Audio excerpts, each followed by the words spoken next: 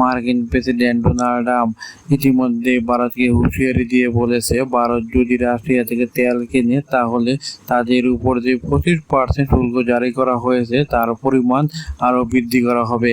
আর এইদিকে ভারত তার বিবৃতিতে বলেছে, আমেরিকা আগেই ভারতকে তেল কেনার জন্য জানিয়ে আসছিল যেন তারা রাশিয়া থেকে তেল কিনে বিশ্ববাজারে স্থিতিশীলতা বজায় রাখে। আর এখন তাহলে কেন ভারতের উপরেই চাপ সৃষ্টি করা হচ্ছে?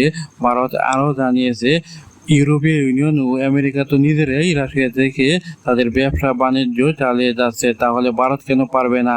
আর এই বিষয়ে ভারতকে অবশ্যই বিবৃতির মাধ্যমে তা সম্পূর্ণ ব্যক্ত করেছে এবং ভারত বলেছে তার পুরনো মিত্র রাশিয়াকে কোনোভাবে ছাড়তে পারবে না ভারত। আর এই বিষয়ে এখন দেখা যাক আমেরিকা কি প্রভাব পড়ে ভারতের উপর। আমাদের চ্যানেলটি ভালো লাগলে অবশ্যই চ্যানেলটিকে সাবস্ক্রাইব করে রাখবেন। ভালো থাকবেন সবাই।